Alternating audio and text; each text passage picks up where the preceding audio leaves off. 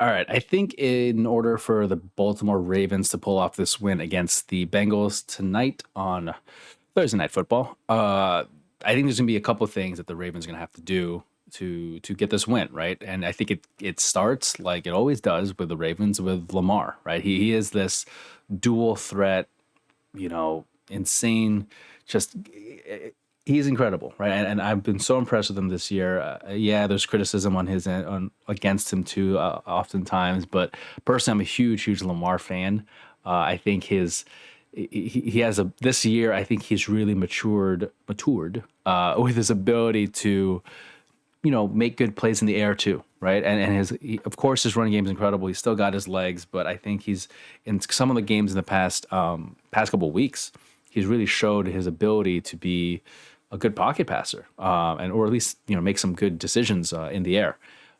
In my opinion, and I know a lot of people probably have their own opinions and then they can disagree. People who know football way better than I do for sure, but just in my opinion, I'm not like the most well-educated football guy, but I enjoy it as a fan, and I feel like I've seen a lot of good games from him in terms of passing and things like that.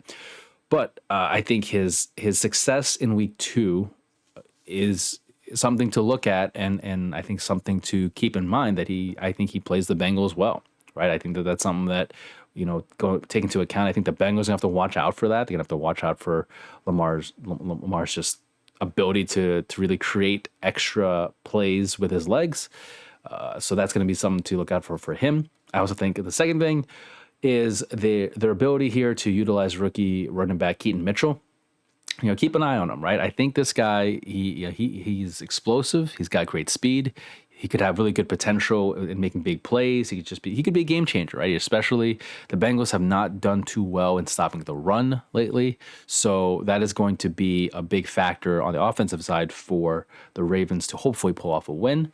I think on the defensive side for the Ravens against Joey B, they're going to have to be able to play this effective zone defense that they play against them. Like last time they played against Joey Burrow, they were able to really limit his effect in this year by having that zone defense. And if they continue it, which who knows, they're definitely not just going to play the same way that they did last time because he's healthier now. And I think the Bengals have been playing a lot better this point in the season compared to earlier in the season. So with that being said, they are going to have to limit a lot of the big potential plays that could happen. Joe, excuse me. You know, if they could force Burrow to be patient and to not let him get into a rhythm, they could the pass rush, that Ravens pass rush, right? And last week, I don't know what really happened to the Ravens defense, and once the Browns started on their comeback, but the Ravens defense throughout this year has been really solid, right? So if they could just really give the Ravens defense that opportunity to stop Burrow and have him hold on to the ball longer than he wants to, I think they could really limit Burrow and his ability to hit his targets and things like that, right? So that's gonna be another big thing to watch out for. Another one is they have to be able to exploit like these weaknesses that the Bengals have this year. I think the run defense for the Bengals has not been as solid as they would have liked it to be. I think that when the Ravens with Lamar, right, and again, like I mentioned, Keaton Mitchell, and just try to really exploit that absence of Sam Hubbard on the Bengals. I think that would be huge for them to do. And, if they could really keep the game on the ground, get an early lead, avoid having the Bengals sneak back in like the Browns did a little bit. So, those kind of things are crucial for the Ravens to be able to pull off a win in this game. And I think also the Ravens really have this good ability this year, especially to make good big plays down the field, right, and on offense.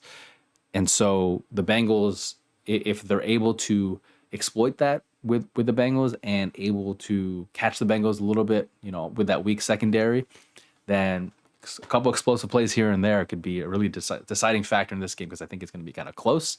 And lastly, I think this is everyone's mind after last game, after a couple games from the past. They got to be able to maintain that lead, and that's just it's an interesting thing how they just it can't always maintain these leads. It seems like a lead is just any lead is not safe if you're the Ravens. So either really protect that lead when they get it, if they get it, or just run up that damn score, right? And just make sure you leave no room for doubt. But I think that a team like the Bengals, I don't know if they're going to really run up the score so much on the team like the Bengals. I think they're too good, but they have to just be able to keep keep that lead, right? Just keep that distance from them because the Bengals are a very, very capable team to come back. So those are things, and in my opinion, that can help the Bengals. Oh, I'm sorry, help the Ravens beat the Bengals. But let me know what you guys think. You Ravens fans out there, what do you think is the most important thing for the Ravens to take a look at, and what are the keys for the Ravens to win the game? Let me know in the comments. Let me know what you think.